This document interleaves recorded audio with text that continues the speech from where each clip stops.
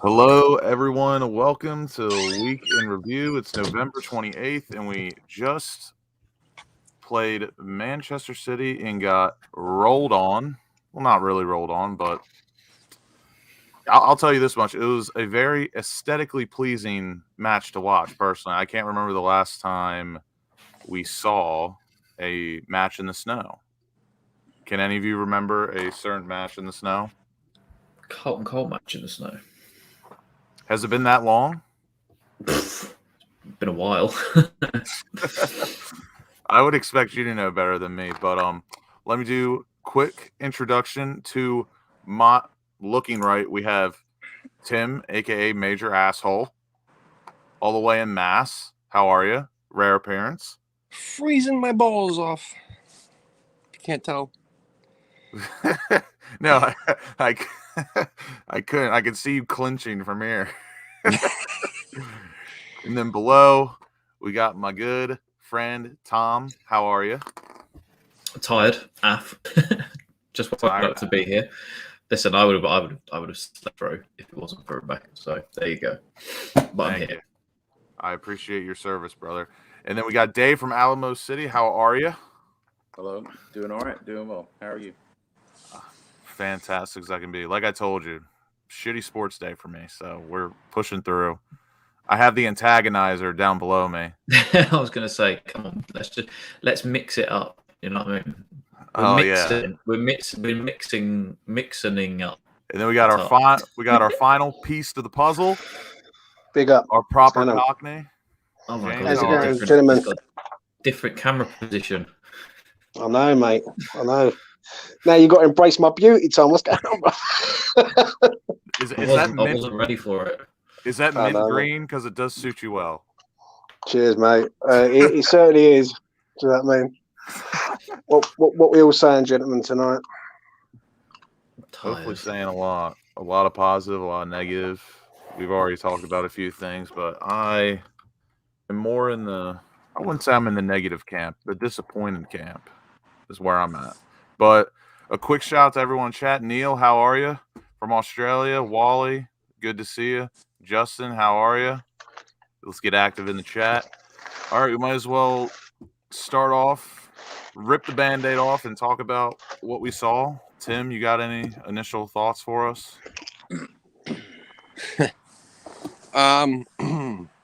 Maybe. I didn't expect us to steamroll, obviously. The weather was interesting.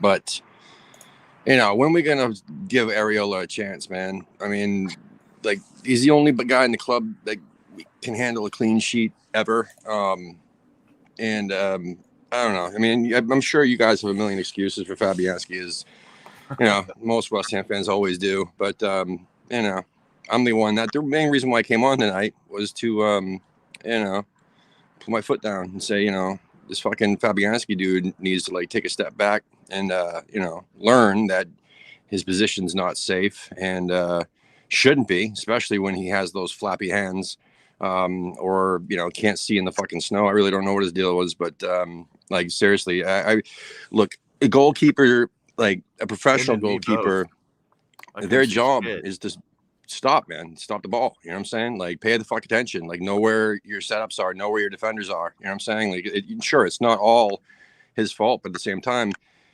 like, he's sitting back there doing nothing. Like, you watch your fucking defenders, watch who they're picking up, watch where the fucking ball's going, and do something about it, right? Put yourself in the best position. It's the one thing that he's always had an issue with, was putting himself in the best position. Like, all his amazing saves have been because he was out of fucking position and made it look awesome.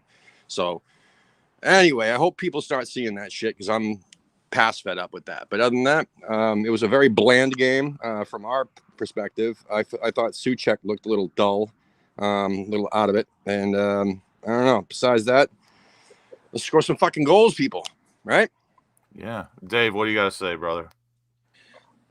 I don't think it was that far off. There were the two goals were lapses. Everyone seemed to go to sleep for about 0.3 seconds, which is enough for them to score. the individual performances weren't particularly bad. It wasn't a bad team performance either. You know, we kept our shape well. We had it right tactically. And for most parts of the game, we looked pretty comfortable. You know, even when they were pressing and going at us. But yeah, like Tim said, you know, we were definitely lacking an attacking threat. I thought Antonio was a bit off today. Suchek's another one I would have called out as being a bit off. But I mean, we saw some really good play from a couple of players. Like the clearance off the line by Johnson was really good. You know, Cresswell chucked himself about pretty well again today. Yeah, it's just, I mean, it's City, and you've got to be 100% on your game for that. Totally agree, Tom. What you got to say, brother? Let me hear it. I mean, I'm not too bothered by it because it is City at the end of the day. Obviously, I know a load of people I've seen on Twitter this evening and this afternoon, like after the game, I just came off social media because people are starting to annoy me because, like, it's Man City in absolutely appalling conditions who are going to pop it around you at the best of times. And I actually thought we played quite well, especially the first half. We defended actually really, really well. It was just a couple of lapses, just minor errors. And unfortunately, a team like City will just make you pay every single time without fail. And I thought the weather really didn't help. I thought that first half specifically, I thought was absolutely atrocious how they didn't sort of stop it just to get the lines back on the pitch or something, because it looked like they could barely see it at some points. That ground crew halftime, though. Yeah, 10 out of 10 performance. Yeah, they were good. But I think I found myself shaking my head after the second goal, not because of us, but just how sometimes how easy City can make it look. All it takes is a few passes. Yeah, exactly. They'll do what City do. They'll pass it around and pass the ball into the back of the net almost. So it's not an overreaction from me. It's one of those games is what I would say. I think the most negative thing to come out of today was Cresswell getting injured because I think that's the real kicker for us. But saying that, I think Masuaku had a decent game, we shall say. He kind of followed on from midweek, but yeah, it's not an overreaction, is what I would say. It was a very tough game, and unfortunately, these things sometimes happen when you're playing teams like Man City. James, let me hear it, man. I agree with what Tom just said there, mate. People have got to realise that we're playing against the champions. We're playing against one of the best teams in the world, and for the first 30 minutes of that game, we was in that game. We defended well. We was pressing. We looked all right. One silly mistake from Masuaku, who I will disagree with Tom on this. I thought Maz, he done all right, but he's not a defender for me. And the sooner he's out of this club, the better, in my opinion. Second half, we didn't really do a lot. And basically, Man City done what they done. They scored the goals. What they done very well when the snow come down was they was playing them sort of 10-yard, 5-yard passes, right? And we just couldn't get to grips with them. And Fabianski sort of done some good saves, kept us in the game to a point.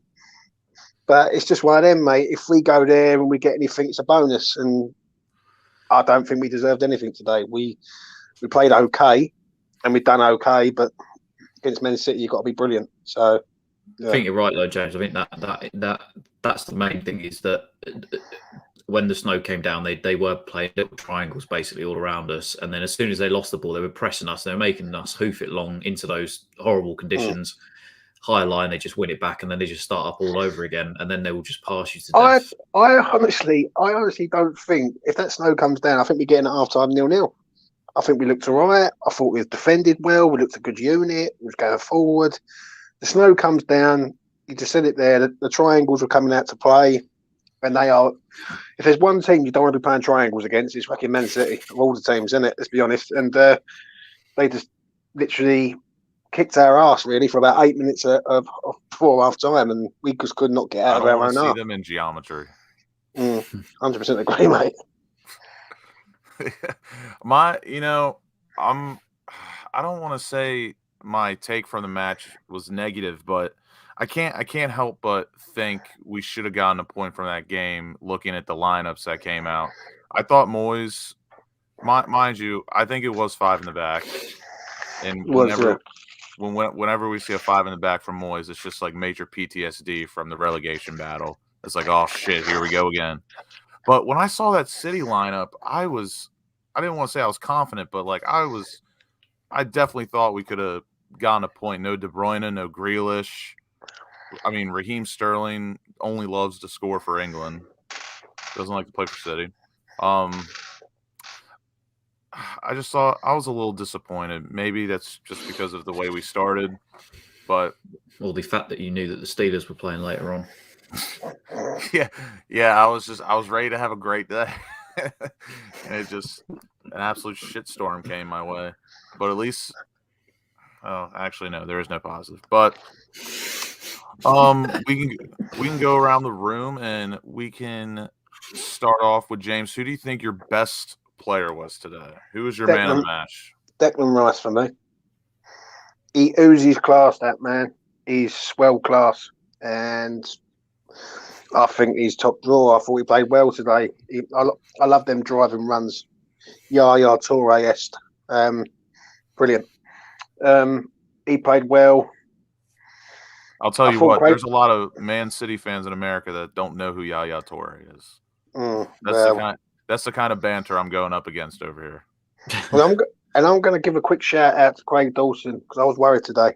I thought he played all right. I thought he done all right. We've got to understand it. 2 of their goals have come from their DMs. None of their strikers have scored today, so you've got to respect it for what it is. But Declan today, top draw, and he's well class, mate. What do you got to say? Who's your man of the match? As James said, I think Deck was for us the head and shoulders. I think his passing was absolutely on point today. I haven't checked the stats, but I felt like he hardly misplaced a pass. He was there when he needed to be. He made a couple of good recoveries. Like I said, unfortunately, just City triangles will pass it around you. Is only so much he can do. But even in the times that he did do, he read the game okay. Those driving runs are second to none. I absolutely love it. I was so disappointed for him because I thought when he did get it to the byline to cut it back, I thought that was possibly our best chance of the game. He even had a pot shot at goal, which was dipping and swerving. But yeah, as well, like James said, Craig Dawson was good. I honestly thought that Diop deserved the start this weekend, and I thought it would make more sense, especially with some of the pace that City had. But he actually had quite a good game. Those conditions suit fucking big bastard Craig. And apart from that, it was a little bit quiet at times from the rest of them. But quick question: you said Declan reads the game like a book. If you had to say he was a certain book, what would you go with? The dictionary. Oh, because he clearly's read the entire dictionary. That's what I'm saying. Front and back. He's covered the whole thing. That or Tolkien's Lord of the Rings. One of the two. One big ass book. I want to up you and say the Almanac. He is like an almanac. I don't know what it is. Is that an American thing? Can someone fact check me? Is the Almanac just an American thing? Okay. Dave, who's your man of the match? Yeah, again, I'm going to go Declan Rice. He was the only one that didn't have any flaws in the game today. There's a couple other shouts that the people that worked hard. I think probably notable amongst those was Johnson, Dawson. But yeah, definitely Declan for me, for all the reasons we've already mentioned. Gotcha. Tim, what do you guys say? Who's your man? Why was Fabianski man of the match today? There we go. I gotta unmute myself.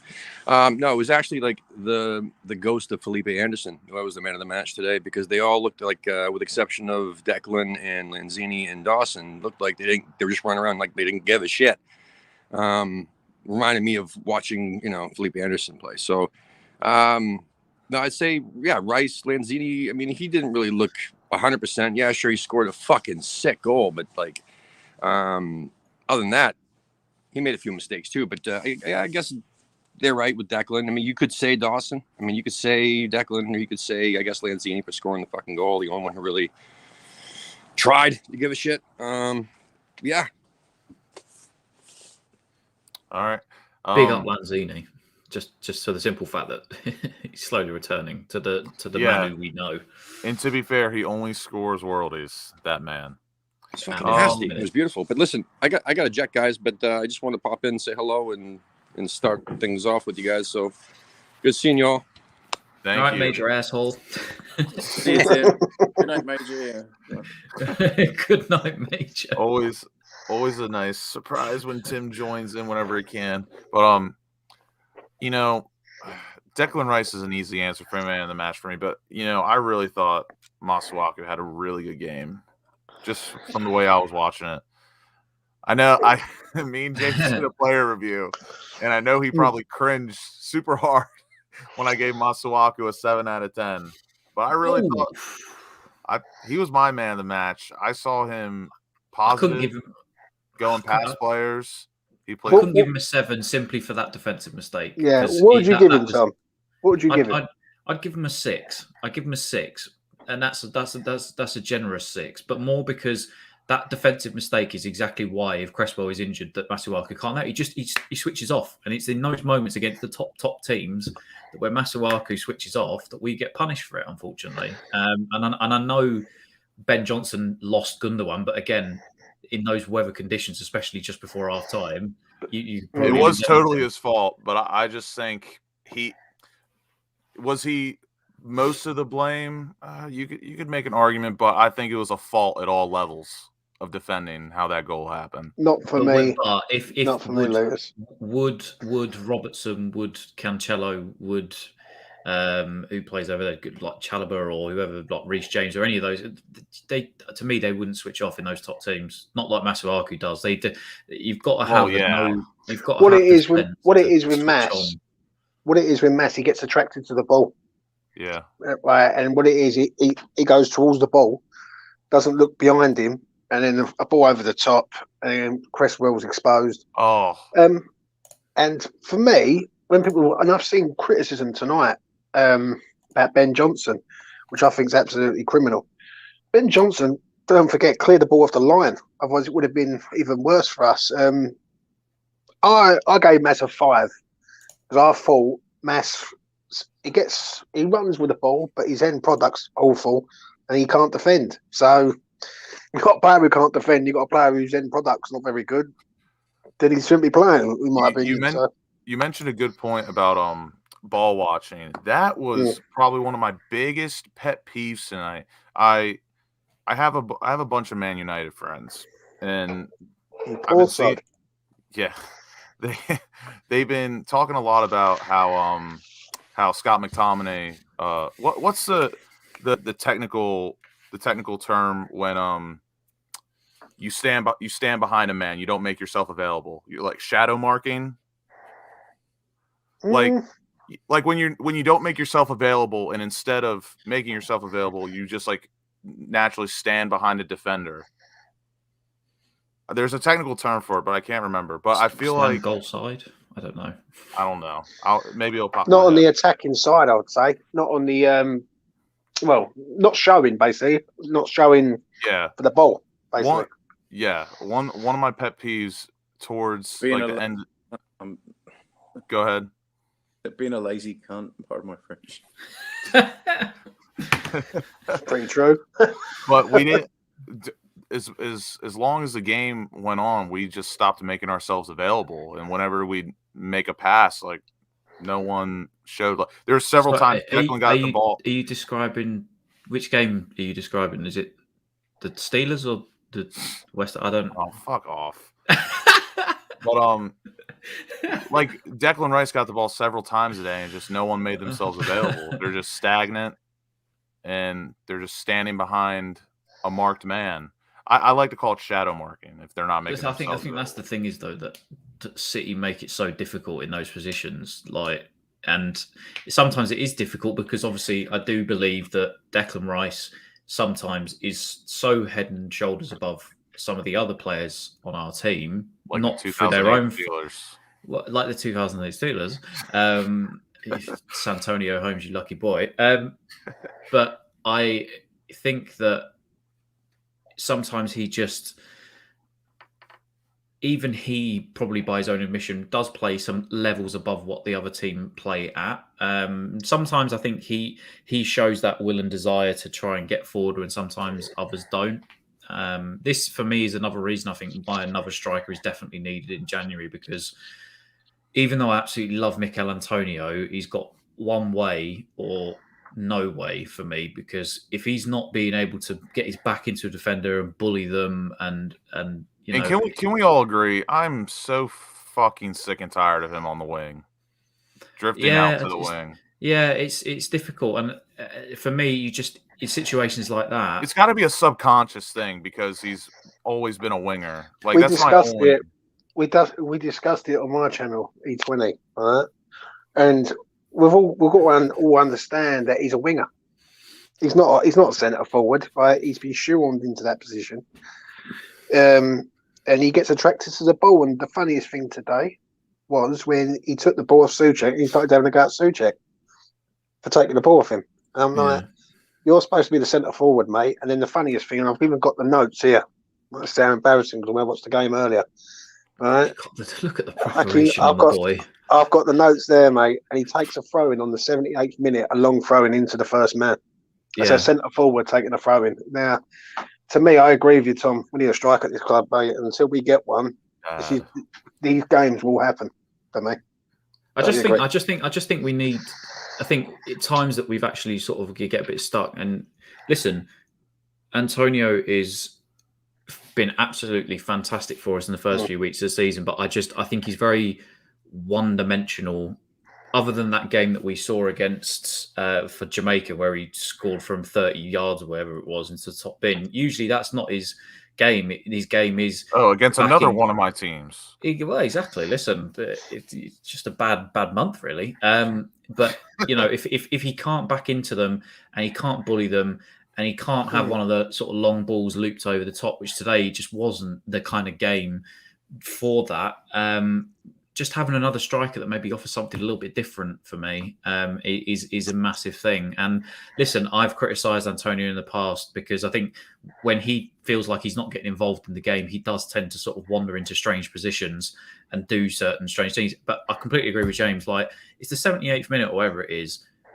The amount of times that I see him sometimes and we've got the ball and we never have a striker, which is him at this point, actually in the middle of the box for somebody to cross to.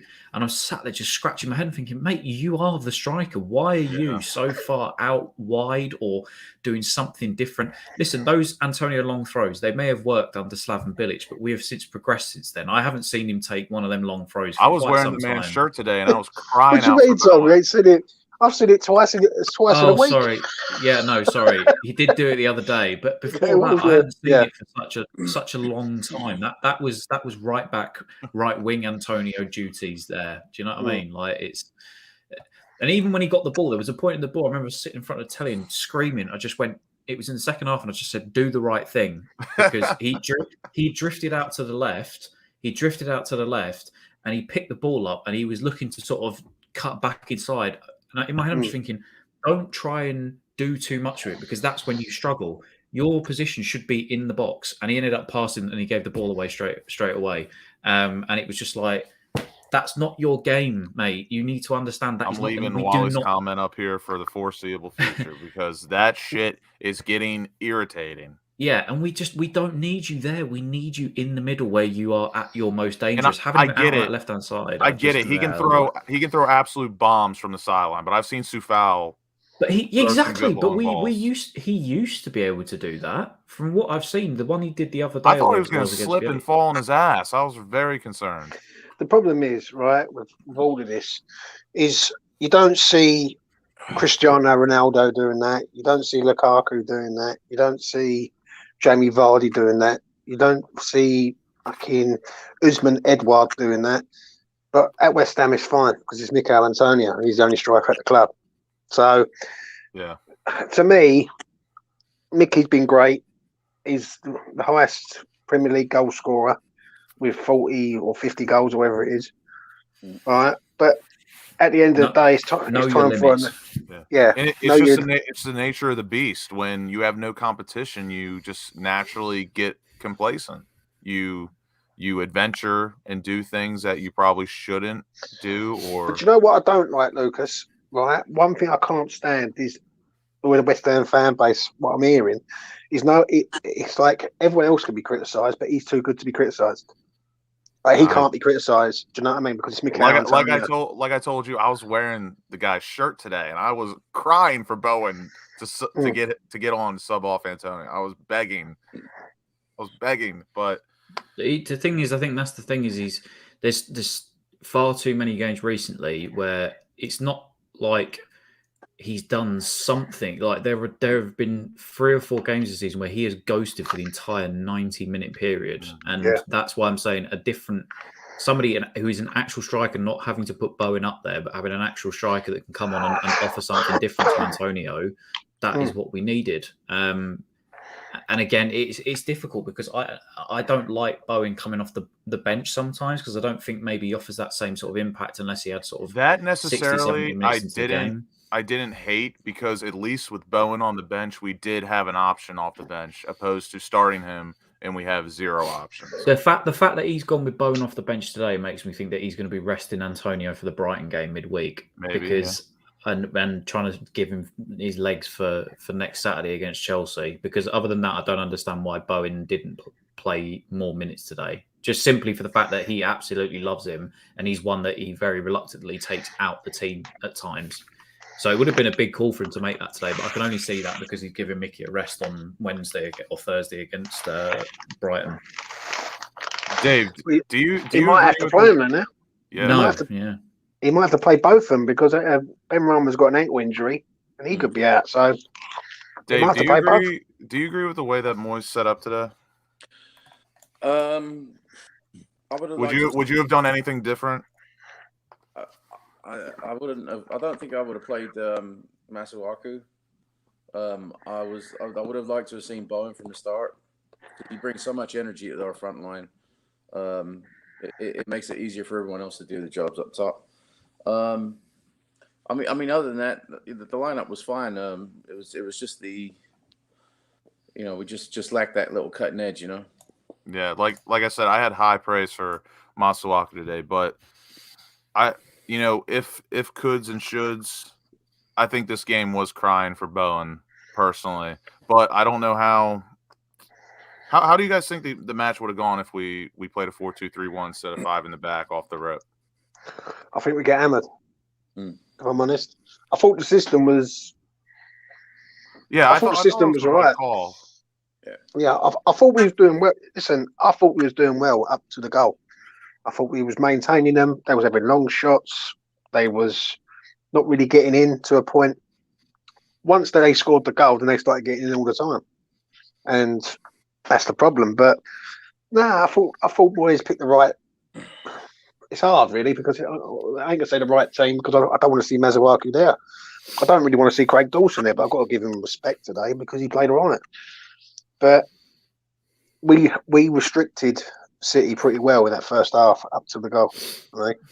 Yeah, that very clinical finishing today from them. I mean, seriously, I thought our defending today was top notch against an opposition like that, even though they weren't at full strength. It's like what's this? I had a saying in my head, but I forgot. But it's almost Steelers are shit. I hate you so much. But James, it's all right. Just jump in. Even if you don't watch American football, just keep saying that the Steelers are dog shit. And just say Mike Tomlin shouldn't be head coach anymore. And then just talk about the defensive coordinator and just absolutely everything about the Steelers. It's sure to just ruin Lucas's Christmas at this point. I told someone this earlier today. I can take West Ham and Steelers on the weekend, but in the same day, you told this to me. Too much. I did tell you that personally. And now it's out there for the rest of the world to see. I can't do that shit in the same day. My anxiety goes through the roof. And then that anxiety turns into depression. And then we find ourselves just shotgunning beers on live streams. One of these days I'm going to bring back the live streams on here, and every goal there will be a shotgun. I'm telling you, the day Antonio scored 4 against Norwich, that was a doozy of a day. And thank goodness I was in the comforts of my own home for that. All right. What else? Sorry, Becca Fitzsimmons, Tom's How's the wife. I mean, she's all right, I guess. I'd love to know. I'd love to know where she is, but yeah, she's all right. So you've got something you want to tell us, bro? Come on, talk to us. Listen, you've already had enough information from me this week about stuff going on in my life. You don't need me more. Yeah, true. Good story. All right. No, So listen, Lucas. At the end of the day, right, if you look at the half-time side of things, right, in one way, we was lucky to get in at 1-0 at half-time. I thought after the goal, once that snow come down for about 8 minutes, we was literally defending for our lives. I've never seen a game like that. Just defending, them triangles, everything. to be fair, that was a very boring match of football. It was, but the conditions just ruined it. Yeah, it was a spectacle. But the thing was, though, that's you often feel like that with City, though. That's just how they are. That they just the more they pass, the more worried I get. Yeah, but listen, it's that's what I mean. I was shaking my head, like I said earlier on. I was shaking my head after the second goal, but it's like, what can you do against that sometimes? And that's the difference. And it is frustrating. And you wish you had more attacks, or you'd made counter the attacks that you've got. But that's just what City will do. They will pass you to death. They'll wait for you to make a mistake, bring out an extra man, or do something. They lull you to sleep with short passes, and then they pick you. Yeah, I mean, listen, under Pep Guardiola, it must be a great watch to be able to do that every single week. But we have to know our level in that respect. Yeah. We can't do that, and that's why I had to come off of social media earlier, because it's just so toxic when we lose, and you just got to think, it's like, look at the position. It wasn't because of my Masuaku man of the match tweet. No, but look at the position we're in, though. We've just topped our Europa League group. We are fourth in the table still. We're in the quarterfinals of the Cup. We've just been beaten by a better side on the day. What I need to ask, though, Tom, I understand what you're saying. I really do. Yeah, because I agree with you. Some of the shit I was seeing earlier was fucking unbelievable. Yeah, honest. I must agree. Right, but I've got to ask you this: 2 things. Number one, if Lanzini doesn't score that goal, how would you assess his performance apart from the goal? Lanzini's not great. Not amazing. Bang average, right? Yeah. It was this. So it's an average performance. Would we all agree, gentlemen, that he's all paid? They didn't jump the page average at you. Yeah. Yeah. Now, listen, Tom knows me. Obviously, Dave's first time Dave's met me, and Lucas knows me and all. And obviously, with Ben Rama, he come off on the 55th minute, and people are literally using him as a scapegoat, saying he's shit, he's this, Lanzini should be starting. But it's players in that team who don't get no criticism whatsoever. Like Souček today, poor. Antonio, poor. I thought Mas made the mistake for the goal. Fornals was quiet. But it just seems like when we lose a game, we're all okay to dig out these players. But yeah, everyone they go after the same players. like you said, that there are like, I think our fans see some as the untouchables, and they won't dig them out for having that game. Like I said, my God, you try and criticize Antonio. There should never be an untouchable, but we all know there's really only one that comes close to that. And yeah, of course, it's Rice. But I think we'd all come afterwards and say he would be the first person to probably put his hands up and say. But like James said, going after Ben Rama, going after the easy players to do it. Like Fornals, didn't think he had a great game.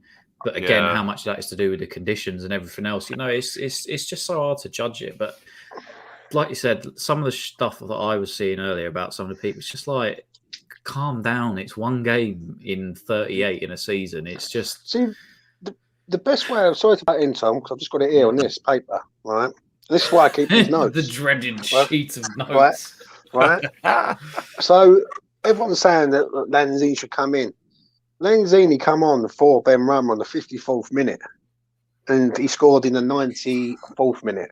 So, for the next, 40 minutes, is it, of that game? What did really Lanzini do? And my argument to that is not a lot. and you've got to be.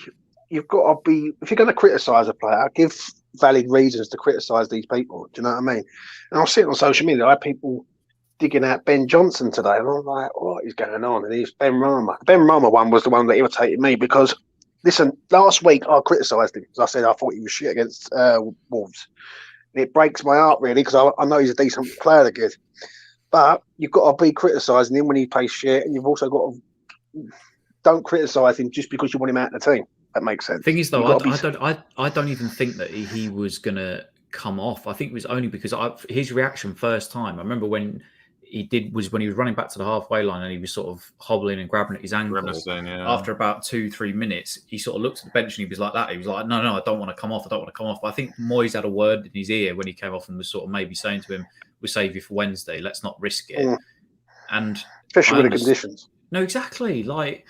All it took was something stupid to happen after he'd got that ankle. I mean, look at Neymar earlier in the snow up at Etienne. He absolutely properly rolled his ankle, looked like ligament damage in his ankle almost. Let's just not risk our better players that we are going to need, in games such as the Brighton game midweek.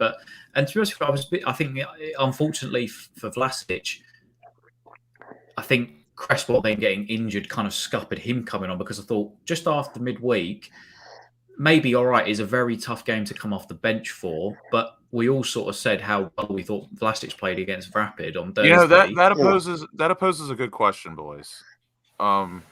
Because I have mixed feelings. Obviously, Croatian, I love Vlasic from what I've seen, but if you were to Big Ben, sorry, go on, carry on.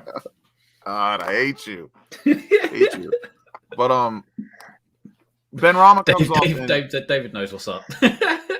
Ben Rama comes off injured, and let's just forget about what we saw from Lanzini. Would you have gone with Vlasic or Lanzini?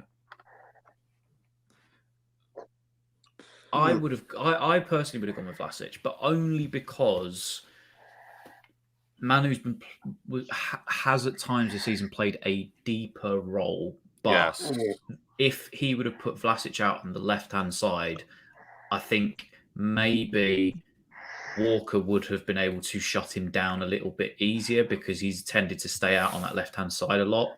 So could he, in fact, have got lost out on that left-hand side? Absolutely. But if he'd have played him centrally, I don't know. Maybe he could have had a bit more of an impact. But I can understand why he went for Lanzini, but I think obviously Cresswell's injury kind of changed what he wanted to do at that point. Real quick, I'll only say, not because I'm Croatian and I love him, but I would have gone Vlasic just for the pure reason. I somewhat agree with you, Tom. But Lanzini, to me, right now in this present form, present day, he's just not a progressive player for me. Vlasic should be coming in and overtaking Lanzini. Lanzini is just not in this current age in form. He's just not progressive enough for me.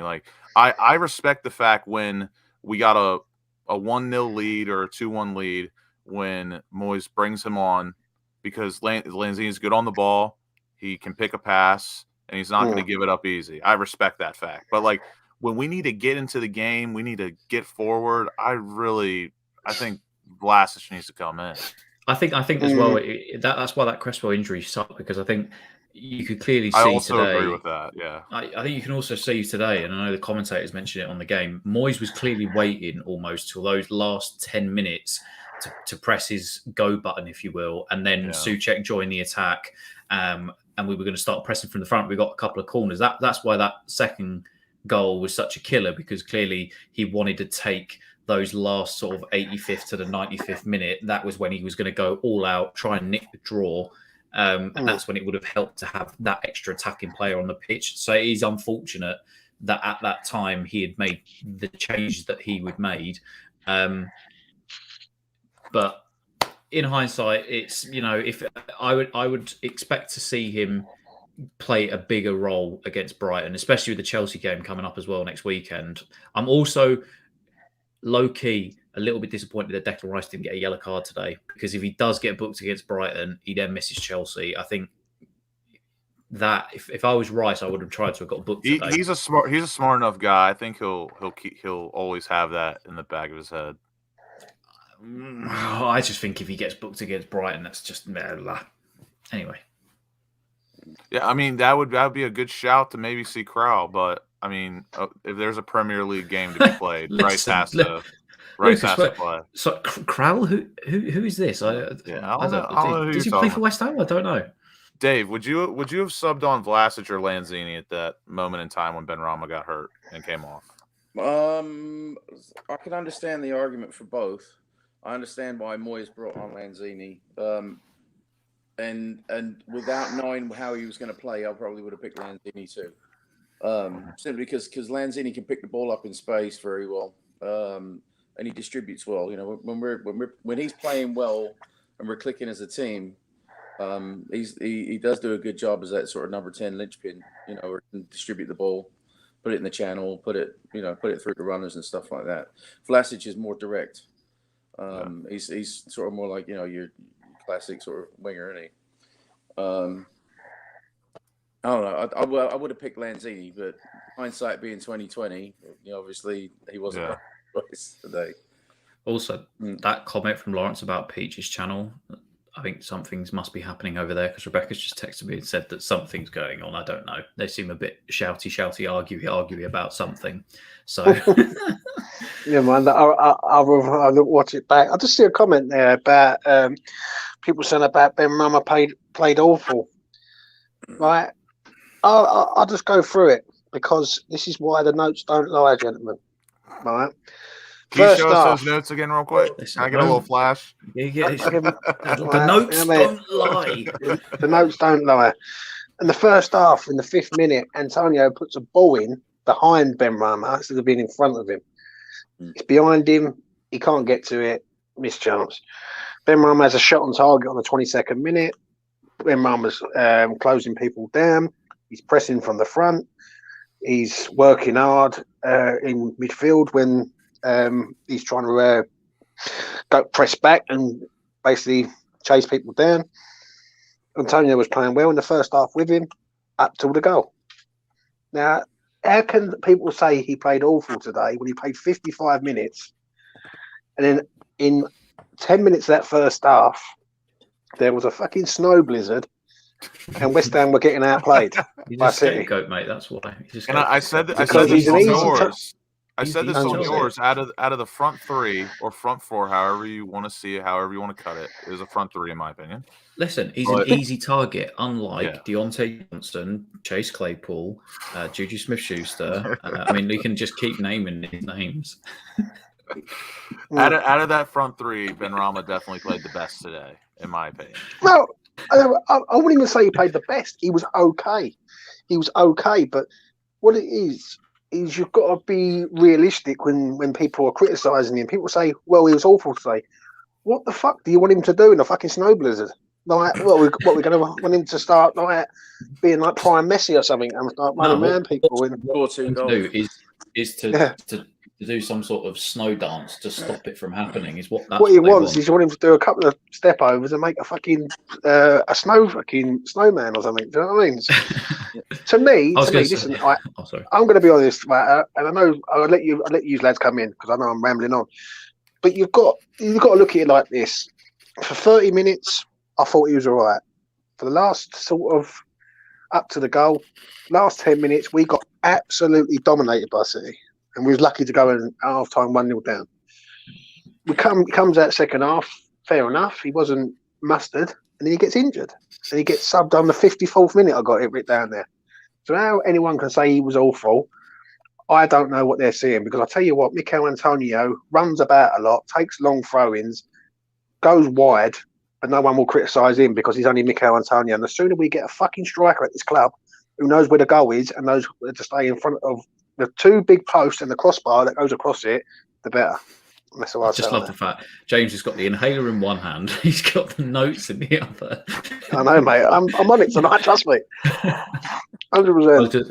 Just jump in and say I haven't quickly nipped to the toilet, but you switch off better than Masuaku. No, well, listen,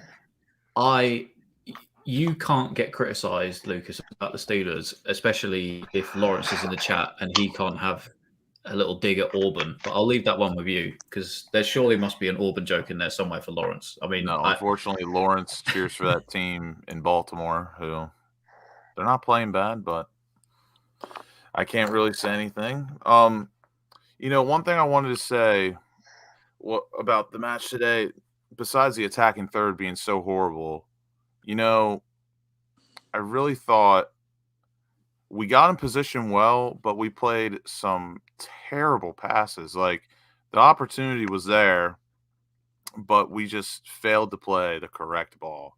Like, there were so many times today, the buildup was looking so promising, and then just the wrong pass. Like, there was a chance right before halftime. Benrahma had the ball. Antonio was streaking right down the middle, and he had the ball to play, and he just didn't. Rice, same thing. Benrahma was streaking up the middle. Didn't see him. Could have played him on, but didn't happen. That was probably the most frustrating part to me because we were getting in. Just we weren't playing the correct balls. Yeah. So like I said, that's that cutting edge I was talking about. Finding the right ball, finding the right pass, putting the pass in front of somebody instead of behind them. Just all that was crap. It's just frustrating, and everyone's right. Like, it's Man City. I get it, but when I keep hearing this new West Ham, we're turning a new leaf. It's hard to get on that wagon when the attacking third was so disappointing. But I guess we can get into Brighton on Wednesday. Would you? Big game, mate. Huge. Huge. And that's a bogey club for us, isn't it? Yeah. Yeah. We ain't beat them in the Premier League. Yeah. 5 years now. About time. Has Graham Potter been manager those whole 5 years? No. They had Chris Hughton in charge. Who's the other one they had in charge? Potter, they've had in charge for a few years. I think it's Hughton and Potter, I think, if I remember rightly. Big game Wednesday. Every week we say or we feel it's a must win because really when you're in the top four and you're being hounded by 5-6 other clubs, every game's a must win or a must point. You got to get a point. But what are you guys looking forward to on Wednesday? Predictions, a lineup. Who do you think plays? Who do you think sin? How many changes do you think are going to happen? For me, it's a must-win game for me. We've got to do Brighton. Like, they're a poor team. Like, and they have been a poor team for a few years. Just well made. And they're in the worst form. They're in the worst form at present. They haven't won a game in 8, I think it is, or 6 or something like that. So we've got to go 4-2-3-1, and we've got to go for it. Now, whoever's fit comes in. If Cresswell's out, then I think you go Ben left and Kufal right. Yeah, agreed. Obviously, Souček and Rice as you two. Then up front, you've got to go Antonio. You've got to go Bowen.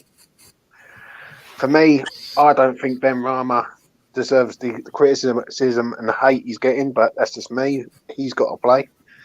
Then you either go with Fornals and go for it. Like, I think if you go with Lanzini over Benrahma, I think it's too slow. There's no pace. And we haven't got any cutting edge. And for me, 4-2-3-1 system and all out, all guns blazing.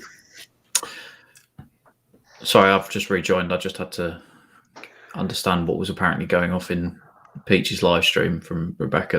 Is everything okay? Oh, listen, if you do West Ham channels on YouTube and stuff, you may be at risk this evening because there is a full-blown bitching session going on in there, apparently. So, anyway,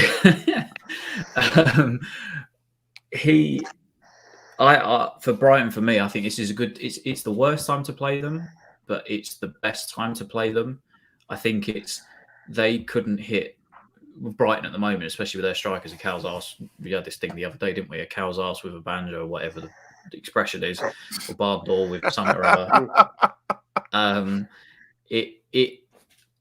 They cannot put the ball in the back of the net. Mopai, who started the season so well, has looked off the pace. They're back to the Brighton that they were last season, where they're creating a lot of chances, but they're not put the ball in the back of the net. I think they hit the post XG three. merchants. Yes, Touchwood. I think they hit. Sorry, David, go on. The touchwood. Oh yes, of course. But they. I mean, it was the best time I think to play them, because even their fans, the fact that they were getting on top of Graham Potter as well. We're away, aren't we? In midweek. Oh, we're at home. Okay, all right, that's even better then. So yeah, I think all of a sudden when the crowd starts booing and then the manager gives that kind of reaction that he did the other day on the post, that's the beginning and end of something like that. So it will be interesting to see how we play. But I think that there's just a little few problems creeping in, etc. And the fact that Graham Potter maybe didn't get that Tottenham job either. I don't know. It seems like bad signs for Brighton, especially if they carry on what they are. But I think the reason it's a bad time to play this is because, of course, we all know that West Ham, in those moments, we will end up losing to people that haven't gone on a run for such a long time. Like the fact that Lukaku's back just in time to be fit enough to play us the weekend after, So it'll be a difficult one. Brighton are no mugs this season. They're very good. The Graham Potter has them very well drilled. They look good both going forward and defensively. But yeah, I think this is, I wouldn't say it's a must-win game, but I think if we really are going to look at keeping those top four chances alive, 3 points wouldn't go amiss, I think, especially with the games coming up after Chelsea as well. It's a big few weeks. Top four teams, though, Tom. It's not that I don't disagree with you, mate, but top four teams don't lose against Brighton, I'm afraid. Yeah. Like, you see what I'm getting at? If we're gonna try and go for something this year and do something special, we've got to, especially at home. Yeah, right. We've got to go there and win. We've got to end this fucking curse. Like, it's cursed to be going for 5 years. It is a tough situation, especially with Chelsea on Saturday. We did win the Betway Cup this year, so this.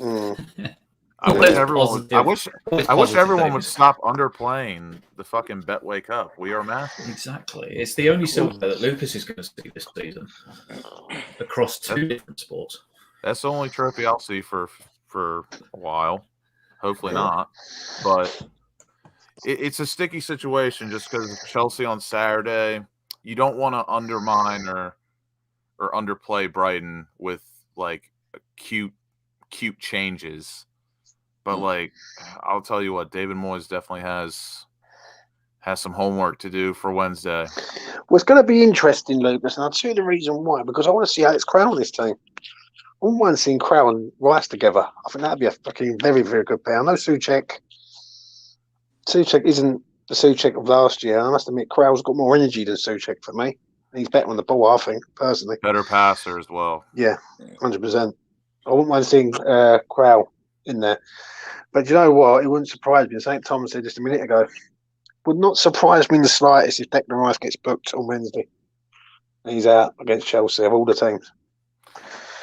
Yeah, we might have to do one of those Europa League jobs where let's get it done in 60, 70 minutes and get them off. But who knows how likely that will happen.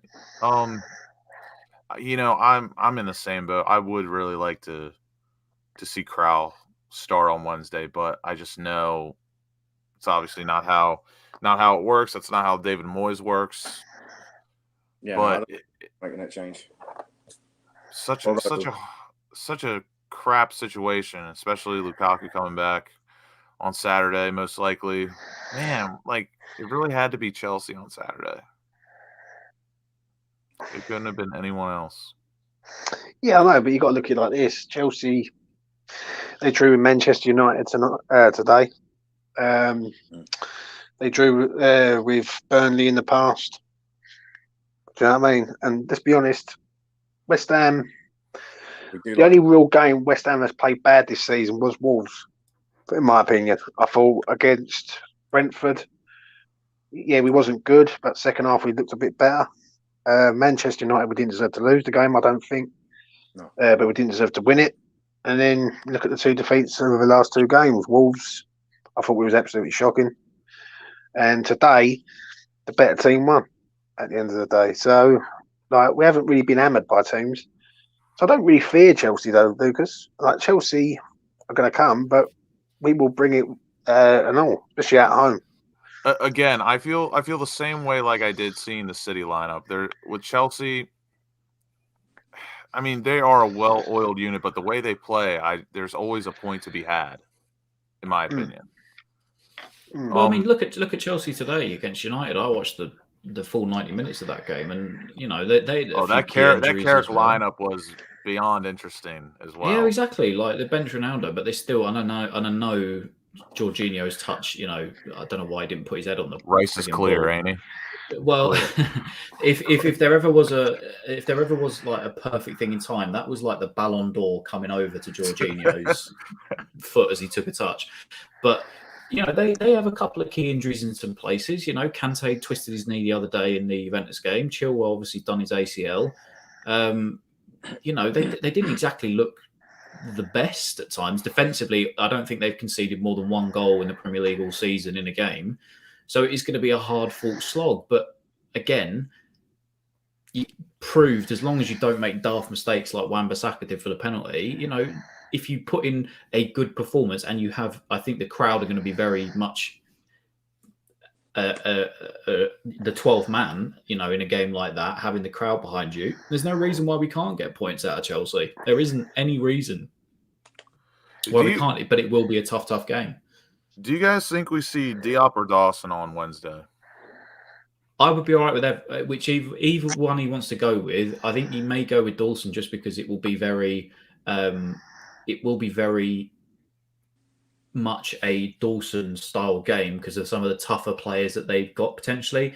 But saying that, I thought out of the two against Rapid, I thought Diop was head and shoulders above Dawson that game. I thought that, and we said this. There's no way Dawson plays Wednesday and Saturday, right? No, I think he knows that as well. So unless he will go Diop and then back to Dawson again, I don't know. But what would you guys do? Well, I said it on James's channel as well, and then I'll shut up before I start rambling. But I thought Diop looked like the Diop of old, and I was really shocked he didn't start against City. But then again, Dawson proved today why he can be a good centre half for us. He just has those little mistakes in him now and again. But genuinely, I thought that Diop didn't do anything that would have sort of said he doesn't deserve to start against City. Yeah. I thought he would have made a good pairing with Zuma. Still do think that he will make a good pairing.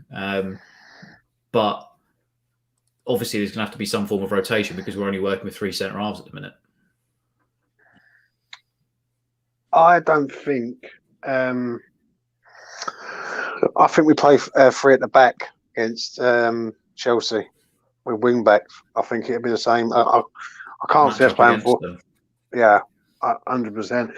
I think when we played them last year, we went 4-2-3-1 and they went 3-4-3, like a diamond formation, if I remember rightly.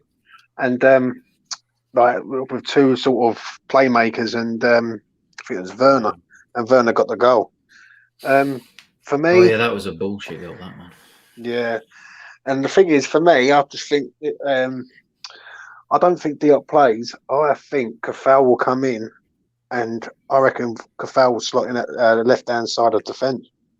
Yeah, I think that's the thing, is because Chelsea, like the top teams will, if they find that extra man, they will create that bit of space down the wide areas. They will, like City, get their fullbacks forward, try to overload it, and all it takes is one person to come out of position against those top teams, and all of a sudden, those fullbacks that have pushed on will create that space. Listen, I think Marcos Alonso is brilliant, but I wouldn't want to say he's a bit of a car crash, quote unquote, but he isn't as fast as he used to be unless he's behind the wheel of a car. Oh, he could get caught out so easily.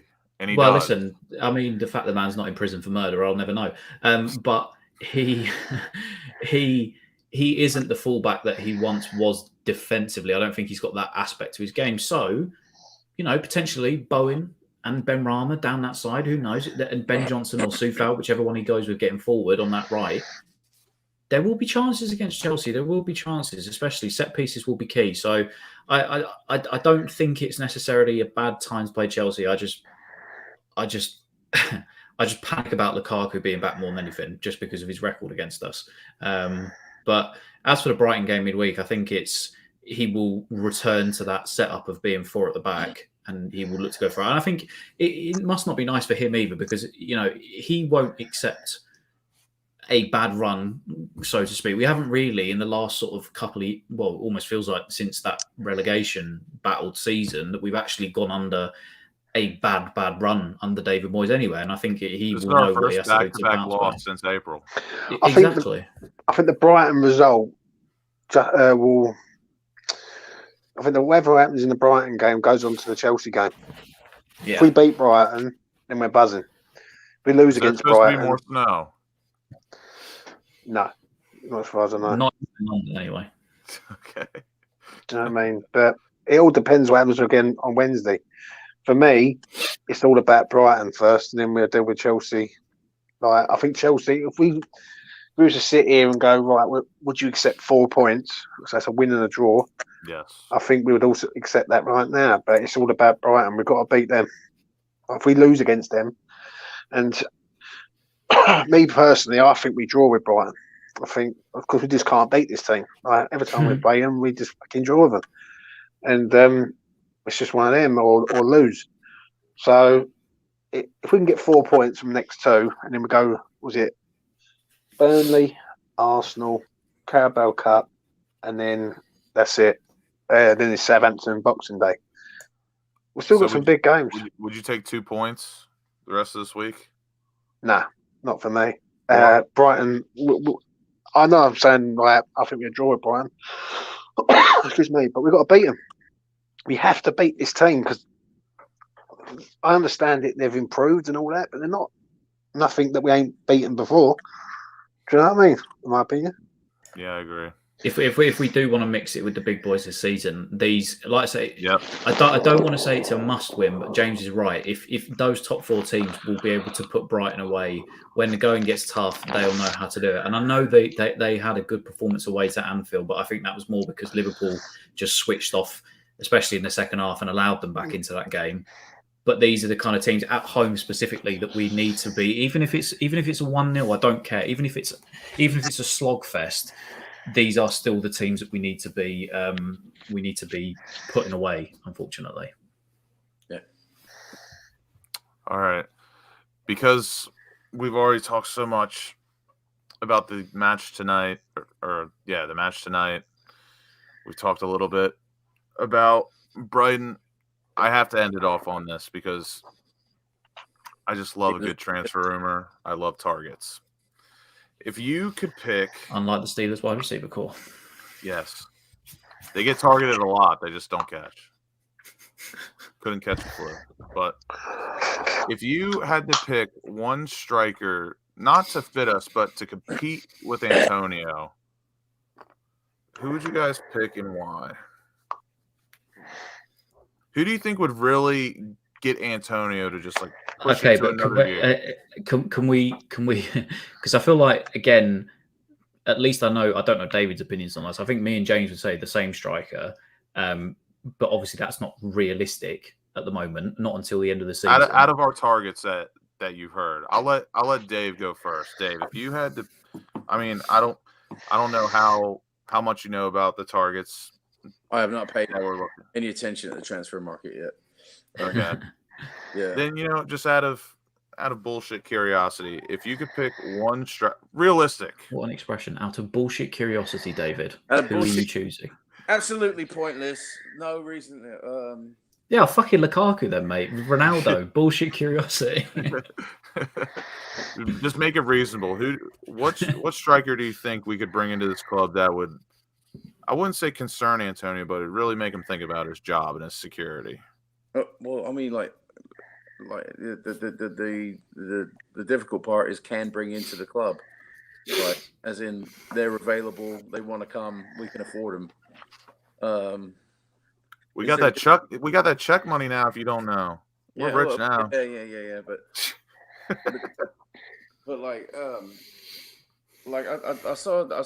I've seen a couple of the guys' names that were out there that we looked at and stuff, but I don't know anything about those guys. Like, if they're Premier League quality or anything. I don't know.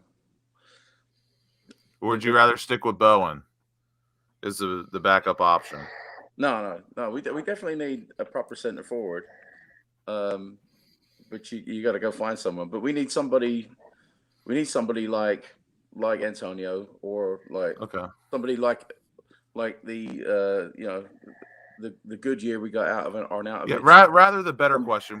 The striker that we bring in, do you want him to be like Antonio or add like a complete different angle to the game? No, I want him to be better. I want him to be better than Antonio, mate. Because Antonio, for me, he's a good player, but I want better than there's levels. Antonio's there. I want there for me, and it's not being a glory or anything, but I want a striker who knows where the fucking goal is. That would be a good start. Do you know what I mean? And for me, to sort of cut in there, you got Belotti, who's out there, who we could get cheap in January. The man for me is Ivan Toney. I've called it for about 2 years. I think he's perfect. He scored today. He's phenomenal. And he won't be at Brentford for long. And if Kane goes, I know exactly where he's going. He might go to Tottenham.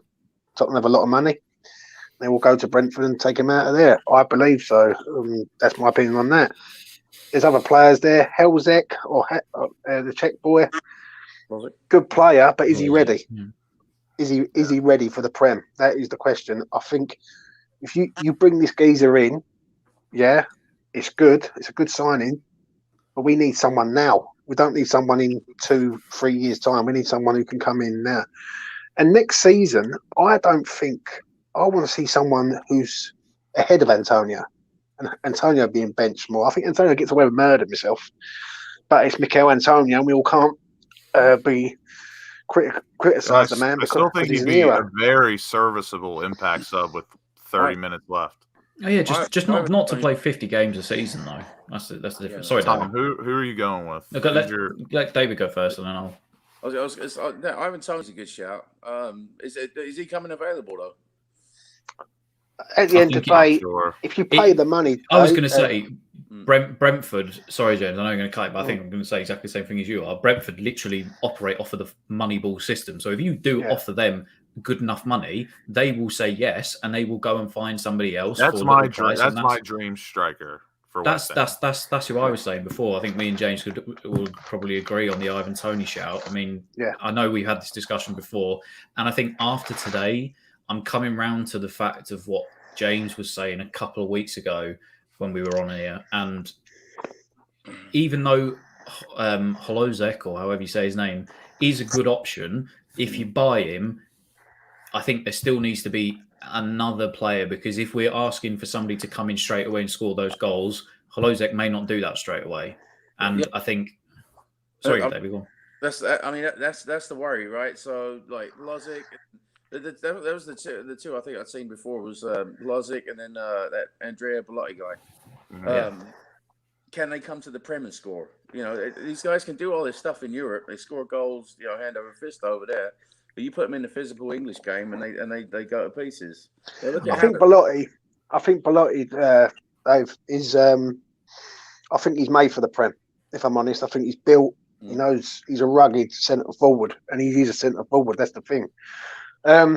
Obviously, what Tom's saying, and I agree with all these boys. But I look at Ivan Toney. He's the man for me.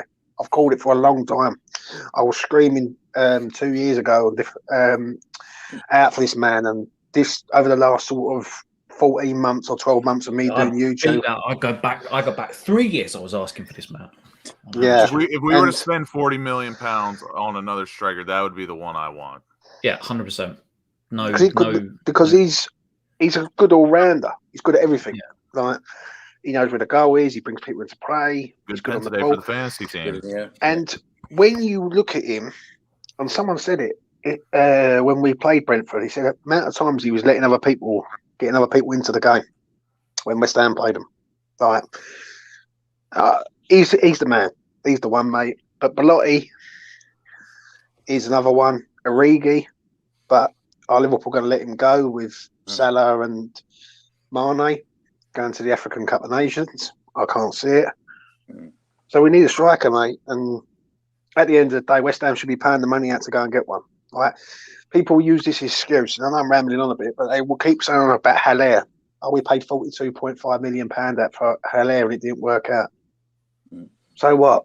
Is it a curse? I mean, Is it a curse? Yes. But am I willing to keep repeating it? Yes. Sorry, are you talking about being a Steelers fan, or are you? Oh no.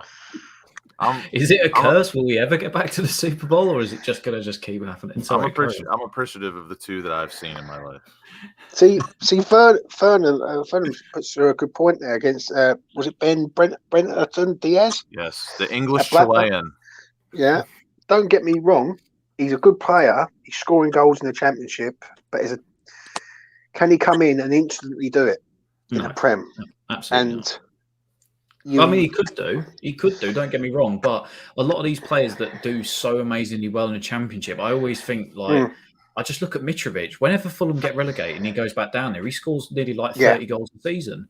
But then you try and that he just can't do it when it's in the Prem. Adam Armstrong's another one. Last season was unbelievable in the Championship for Blackburn. Yeah, and then comes up to the Prem. Yeah, exactly. So it's a big risk on a Championship player. I'm not saying it's necessarily a bad thing because I do like going down that route, but bringing in not a household name, but somebody who will garner that respect straight away. And I think teams would do that with somebody like a Belotti. They would certainly do it with somebody like a Tony for how he brings everybody else in into the game. But the only problem for me is that this Krasinski or whatever has already come out in interview or on the Standard and said, we're not going to be spending mass amounts of cash because we're going to do it slowly. That's fair enough. If you're going to be able to put it in all into different positions, fair enough. But I still think spending, and if Belotti's contract's up in the summer at thingy, that means that he's not going to be worth 40 to 50 million. If you're talking about smart business, that's actually very smart business for somebody that may be anywhere between 15 to 25 million. Yeah, that's smart business. Is he saying, Tom, that he ain't going to spend 100 million, but he will spend 50 million? Because 50 million, you could do a lot of damage with 50 million, especially in the front line. There's loads of players out there for me. Ismail Sarr's wasted at Watford. There's other players like you could go to, but you need someone now. That's what you need. You need someone who's, and I'm not being funny. If West Ham are going to start acting like a big club, they've got to start paying the wages like a big club does, and paying these players. For me, I look at Brentford. Right, they've got Rico Henry, who I'd have at West Ham. I've asked for him. I've asked for Ivan Toney, who I think's a decent player. So there's little gems out there. It's just, at the end of the day, strikers cost the most money because they do the most important thing on the pitch, and they score the goals to win your games. That's what we need. We need a goal scorer. All right, I think we have exhausted all options and topics tonight. I don't think I can come up with any more if I tried. It's fine. I'm jumping straight over to Peach's channel to see what the hell is going on and jump in the live stream. Go kick ass is what he's bitched about me.